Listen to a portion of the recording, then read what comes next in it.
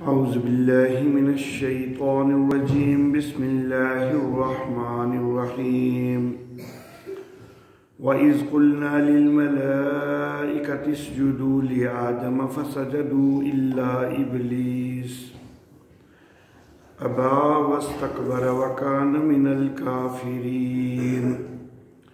सदक़ल्लाहु मौलाना अल-अलियुल अज़ीम व बल्लगना नबियुहु व रसूलुहुल करीम। और जब हमने फरिश्तों से कहा कि आदम को सजदा करो तो उन्होंने सजदा किया सिवाय इबलीस के। उसने इनकार किया और तकब्बुर किया और वो काफिरों में से था। मोहतरम अहबाब, जिस वक़्त अल्लाह रब्बुल इज़्ज़त ने सूरह अल-बकरा की आयत नंबर 21 और 22 के अंदर सूरत का दावा दो हिस्सों में ज़िक्र फरमाया। पहला हिस्सा आयत नंबर 21 की इब्तिदा में कि या अय्युहन्नासु उबुदू रब्बकुम, कि लोगों बंदगी अपने रब की करो। और दूसरा हिस्सा आयत नंबर 22 के आखिर में कि फला तजालू लिल्लाहि अंदादा, कि अल्लाह के साथ किसी को बिराबर न बनाओ, किसी को शरीक न बनाओ। तो ये अल्लाह रब्बुल इज़्ज़त ने आयत नंबर 21 और 22 के अंदर दावा ज़िक्र फरमाया। और इन्हीं दो आयात के अंदर कुछ दलाइल भी अल्लाह ने ज़िक्र फरमाए। मुशरिकीन से ये दावा हज़म नहीं हो सका, वो भड़क उठे, शुबहात पेश करने लग गए। तो अल्लाह रब्बुल इज़्ज़त ने आयत नंबर 23 से आयत नंबर 27 तक उनके शुबहात के जवाबात दिए। आयत नंबर 21 और 22 के अंदर चंद दलाइल जिक्र किए गए थे दावा के साथ साथ। आयत नंबर 28 और 29 के अंदर फिर मज़ीद दलाइल अल्लाह रब्बुल इज़्ज़त ने जिक्र फरमाए। आयत नंबर 28 और 29 के अंदर जो दलाइल जिक्र हुए उनके अंदर मरकज़ी नुक्ता जो है वो ये था कि हर किस्म के इख्तियारात का मालिक अल्लाह है और हर किस्म के सारे इल्म का मालिक अल्लाह है। और इन दो आयात मुबारका के अंदर इस हवाला से दलाइल ज़िक्र करते हुए आखिर पे ये लफ्ज़ आ गए कि वह हुआ बिकुल्लि शैइन अलीम, वो हर चीज़ को जानने वाला है। तो आयत नंबर 29 के आखिर में ये लफ्ज़ आए। उसके बाद आगे आयत नंबर 30 से आयत नंबर 39 तक अल्लाह रब्बुल इज़्ज़त ने सैयदुना आदम अलैहिस्सलातो तस्लीमात का और फरिश्तों का और इबलीस का तज़किरा फरमाया है। और ये जो तज़किरा है तो ये इस मुनासबत से कि जो फरमाया था कि वह हुआ बिकुल्लि शैइन अलीम, वो हर चीज़ को जानने वाला है, तो उसके मुकाबला में फरिश्तों से भी इल्मे गैब की नफ़ी साबित की, जिन्नात से भी इल्मे गैब की नफ़ी साबित की और इंसानों से भी इल्मे गैब की नफ़ी साबित की। तो ये आयत नंबर 30 से 39 तक जो है वो यही सिलसिला है कि जिसमें 3 मखलूक़ात से इल्मे गैब की नफ़ी साबित की जा रही है। और ये 3 अहम तरीन मखलूक़ात हैं अगर ये तीन अहम तरीन मखलूक़ात जो हैं ये आलिमुल गैब नहीं है, तो फिर ज़ाहिर बात है कि दीगर मखलूक़ात जो हैं उनका दर्जा तो वैसे ही इन मखलूक़ात की निस्बत कम है, तो फिर उनमें से भी कोई आलिमुल गैब नहीं हो सकता। तो सबसे पहले फरिश्तों के इल्म गैब की नफ़ी जो है वो फरमाई गुज़श्ता आयात में। आज के दर्स के लिए जो मैंने आयत मुबारका तिलावत की है, इसमें जिन्नात के इल्म गैब की नफ़ी वाज़े हो रही है, क्योंकि इसमें तज़किरा हो रहा है कि अल्लाह रब्बुल इज़्ज़त ने फरिश्तों को सजदे का हुक्म दिया। सारे फरिश्तों ने तो सजदा कर लिया, लेकिन इबलीस ने सजदा नहीं किया। और कुरान हकीम के अंदर दूसरे मकाम पर यह चीज़ मौजूद है कि काना मिनल जिन्ने, कि ये जो इबलीस है ये जिन्नों में से था, ये फरिश्ता नहीं था। फरिश्ते नूर से पैदा किए गए हैं, जबकि कुरान हकीम के कई मकामात पर इस इबलीस के मुतल्लक ये मौजूद है कि जिस वक़्त अल्लाह रब्बुल इज़्ज़त ने इससे कहा कि तूने सजदा क्यों नहीं किया, तो इसने जवाब में ये कहा कि या अल्लाह तूने मुझे आग से पैदा किया है और इसको मिट्टी से पैदा किया है। तो फरिश्ते तो आग से पैदा नहीं किए गए, फरिश्ते जो हैं वो तो नूर से पैदा किए गए हैं। आग से जो पैदा किए गए हैं वो जिन्नात हैं। तो सराहतन भी अल्लाह रब्बुल इज़्ज़त ने काना मिनल जिन्ने का लफ्ज़ इरशाद फरमाया है, और आग से पैदा होने का तज़किरा भी जो है वो किया गया है। बाज़ लोग जो है वो ये कहते हैं कि ये भी फरिश्ता था, और जो काना मिनल जिन्ने है जो कुरान हकीम में इरशाद फरमाया गया है, तो उसकी वो तावील करते हैं कि फरिश्तों की ही एक किस्म को जिन कहा गया है।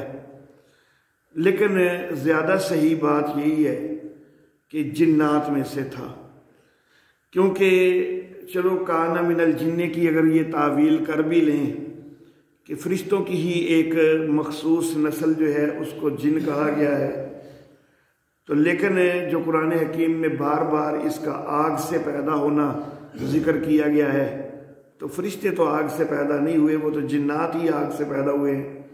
तो जाहिर बात है कि उस चीज़ से भी तो उसको भी तो नज़रअंदाज नहीं किया जा सकता। तो सही बात यही है कि ये जिन था। तो अब ये जो जिन है, अगर इसको मालूम होता कि इस एक सजदे के इनकार से मैं हमेशा के लिए मरदूद करार पा जाऊंगा और जलीलो रुसवा हो जाऊंगा, क़यामत तक मेरे ऊपर लानतें बरसती रहेंगी और आखिरत में भी जहन्नम मेरा ठिकाना होगा, अगर ये सारे अवाकिब जो हैं इसको इल्म होता, तो फिर ये इस सजदे से इनकार न करता। तो इससे मालूम हुआ कि जिन्नात भी आलिमुल गैब नहीं है। अल्लाह अल्लाह। इसने जो सजदे से इनकार किया था, तो उसका एक बड़ा सबब जो है वो ये था कि ये अपने आप को बड़ा बनाना चाहता था। अगर ये इंसान के आगे झुक जाता, इंसान को सजदा करता, तो फिर इसके अंदर का जो तकब्बुर का मादा था उसकी तस्कीन नहीं होती। तो ये तो अपने आप को बड़ा बनाना चाहता था, तो इसलिए इसने सजदे से इनकार किया। गोया कि ये पस्त होने को नापसंद कर रहा था। तो अगर इसको मालूम होता कि सजदे से इनकार करने पर तो मैं और ज़्यादा पस्त हो जाऊंगा, इतना पस्त हो जाऊंगा कि हमेशा के लिए लानतों का मुस्तहिक हो जाऊंगा, तो फिर ये सजदा कर लेने को जो है वो गवारा करता और बाद में जो है वो अपने तकब्बुर की तस्कीन के लिए कोई और बहाने बना लेता लेकिन सजदा बरल कर लेता अगर इसको ये अंदाज़ा होता कि सजदा करने ना करने से जो है वो मैं ज़्यादा जलील हो जाऊंगा, ज़्यादा रुस्वा हो जाऊंगा। तो बहरहाल सवाल फिर ये है कि हुक्म तो फरिश्तों को दिया गया है, तो ये तो जिन है, तो इसने फिर अगर सजदा नहीं किया तो क्या फ़र्क पड़ गया। तो लेकिन ये इश्काल जो है ये खुद इस इबलीस ने तो कोई पेश नहीं किया था।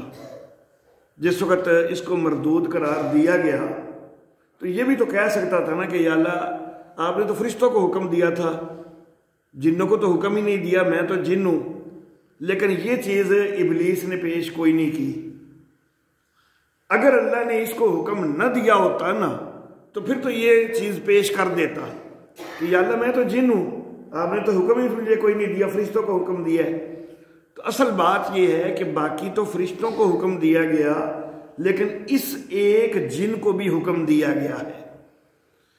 जैसा कि जहां पर अल्लाह रब्बुल इज़्ज़त ने इसके जिन होने का तज़किरा फरमाया है कि कान मिनल जिन्नी, कि जिन्नों में से था, तो वहीं पे अल्लाह रब्बुल इज़्ज़त ने एक और लफ्ज़ भी इरशाद फरमाए हैं कि फफ़सक़ अन अम्रि रब्बिही, जिन्नों में से था बस अपने रब के हुक्म का इसने इनकार किया, हुक्म की नाफरमानी की। तो इससे मालूम होता है कि हुक्म बहरहाल इसको भी दिया गया था। ये जो आयत मुबारक मैंने तिलावत की है इसमें भी जो अबा का लफ्ज़ है कि इसने इनकार किया, तो इनकार तो तभी बनता है ना कि इसको हुक्म दिया गया हो। अगर इसको हुक्म दिया ही ना गया हो तो फिर इनकार किस चीज़ से।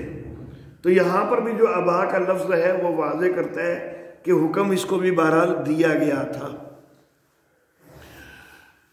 कुरान हकीम के एक और मकाम पर अल्लाह रब्बुल इज़्ज़त बाकायदा इरशाद फरमाते हैं, काला, अल्लाह ने फरमाया, मा मना का अल्लाह तस्जुदा, तुझे किस चीज़ ने रोका कि तूने सजदा नहीं किया, इज़ अमरतुक, जबकि मैंने तुझे हुक्म दिया था। तो ये सारे शवाहिद साबित करते हैं कि अगरचे बाकी जिन्नात को हुक्म नहीं दिया गया, लेकिन इस एक जिन को जो है वो हुक्म दिया गया था।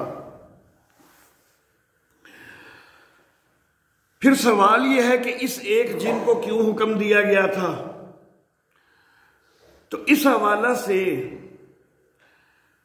कुरान हकीम के असलूब से सिर्फ इशारा मिलता है।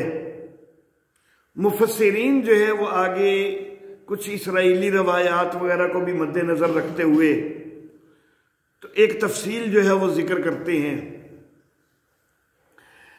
कि ये जो इबलीस है इसी को अज़ाज़ील भी कहा जाता था। तो ये अपने आप को बहुत बड़ा बनाना चाहता था, लेकिन ये देख रहा था कि जो इज्जत और जो मकाम फरिश्तों को हासिल है वो हम जिन्नात को हासिल कोई नहीं। मखलूकात के अंदर जो पजीराई फरिश्तों की है, जो उनको एहतराम की निगाह से देखा जाता है, हम जिन्नात को नहीं देखा जाता।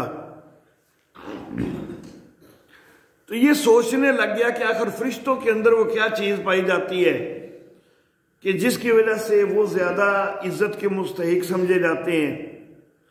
तो इसने गौर करके महसूस किया कि फरिश्ते हर वक्त अल्लाह की बंदगी करते हैं, तो शायद यही चीज़ है कि जिसकी वजह से उनको इज्जत मिली हुई है। तो इसने अपनी इज्जत बढ़ाने के लिए, अपना मकाम बढ़ाने के लिए इसने भी जो है वो अल्लाह की बंदगी शुरू कर दी बहुत ज़्यादा। लेकिन अल्लाह रब्बुल इज़्ज़त को जाहिर बात है कि वही बंदगी पसंद है कि जो अल्लाह की रज़ा के लिए हो। इसने जो बहुत ज़्यादा बंदगी शुरू कर दी, ये अल्लाह की रज़ा के लिए नहीं थी, ये अपने आप को ऊंचा करने के लिए थी, अपना मर्तबा बुलंद करने के लिए थी, अपने तकब्बुर की तस्कीन के लिए थी। अल्लाह की रज़ा के लिए इसकी बंदगी थी कोई नहीं। अल्लाह अल्लाह। अगर इसकी बंदगी होती ना अल्लाह की रजा के लिए और इंतहा दर्जे की इसने बंदगी की, अगर वो सारी अल्लाह की रजा के लिए होती तो फिर एक सजदे के इनकार पर शायद इतना ज्यादा जो है इसके ऊपर जो है कहर जो है वो ना नाज़िल होता कि इसको हमेशा के लिए मरदूद कर दिया गया था। अगर इसकी सारी बातें जो हैं वो जो पहले ये करता रहा है वो अल्लाह की रजा के लिए होती तो फिर सिर्फ एक सजदे के इनकार पर शायद इतनी इसके ऊपर लानत न बरसती। लेकिन असल मामला यह है कि इसकी पहली बंदगियां जो थी वो भी सिर्फ अपने तकब्बुर की तस्कीन के लिए थी। लेकिन अल्लाह रब्बुल इज़्ज़त का ये फैसला है कि जो भी तकब्बुर की राह इख्तियार करता है अल्लाह उसको कभी ना कभी तो रुसवा कर दिया करते हैं, कभी ना कभी वो जलील हो जाया करता है।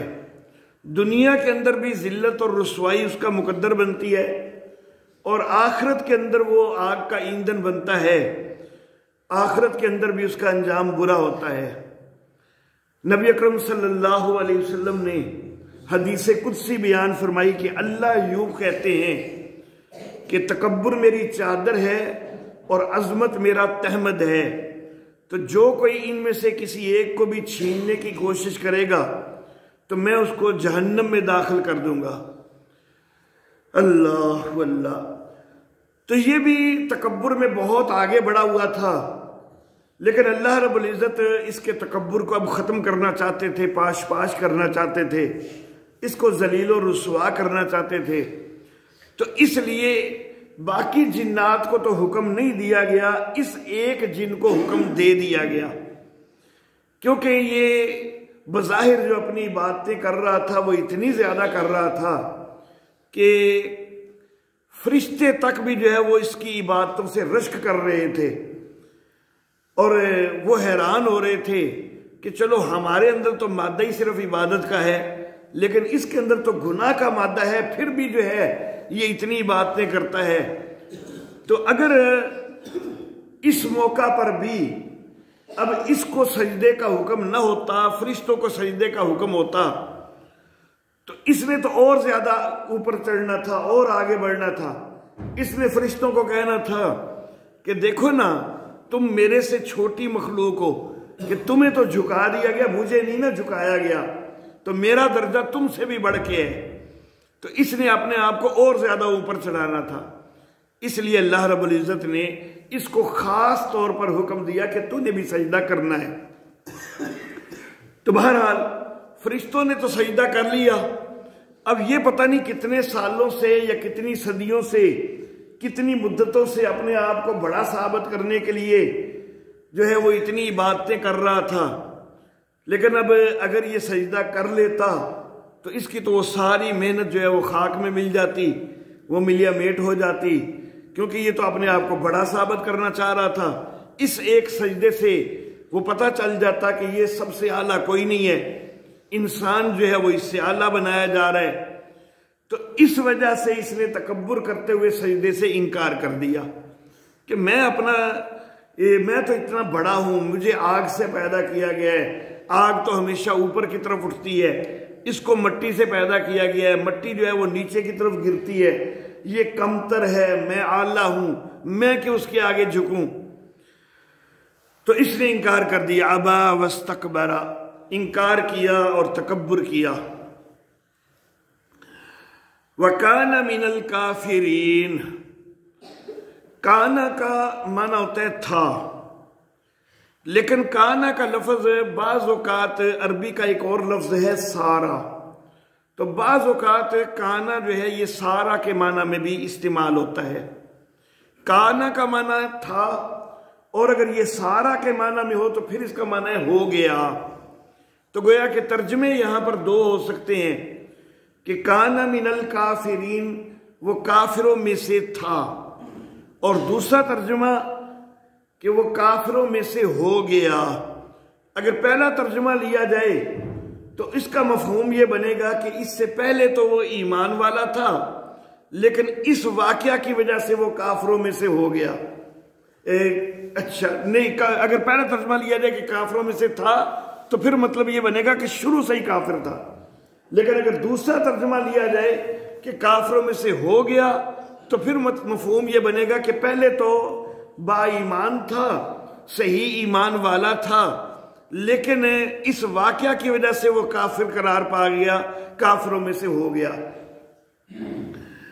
मेरे वालिद मोहतरम हजरत काजी इस्मतुल्लाह आसिमहुल्लाह ताला, अल्लाह उनकी कब्र पे रहमत नाज़िल फरमाए, वो यहाँ पर एक लफ्ज इरशाद फरमाया करते थे कि काना मिनल काफिरीन ए फी इल्मिल्लाहि ताला, कि वो काफिरों में से था, यानी अल्लाह के इल्म में वो काफिरों में से था।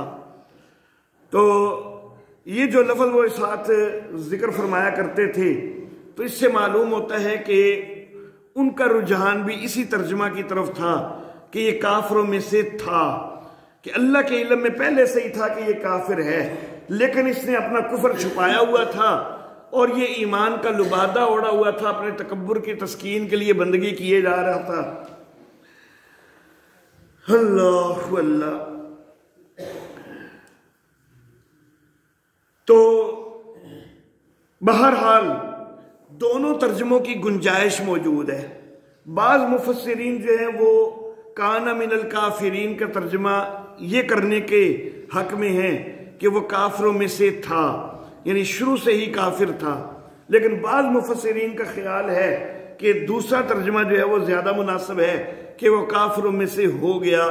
बहरहाल मेरी राय भी अपने वालिद मोहतरम रहमहुल्लाह की तरह वो यही है कि पहला तर्जुमा जो है वो ज्यादा मौजू है कि वो शुरू में ही काफिरों में से था, इस वाकया से पहले ही वो काफिरों में से था। इसको जो मैं तरजीह दे रहा हूं तो उसकी एक वजह यह है कि काना का हकीकी माना तो था ही होता है। दूसरा तर्जुमा करने के लिए काना के लफ्ज में भी एक तावील करके तो इसका माना सारा वाला करना पड़ता है। तो जब हकीकी माने के लिहाज से तर्जुमा सही बन रहा है तो फिर वही करना ज्यादा मुनासिब है।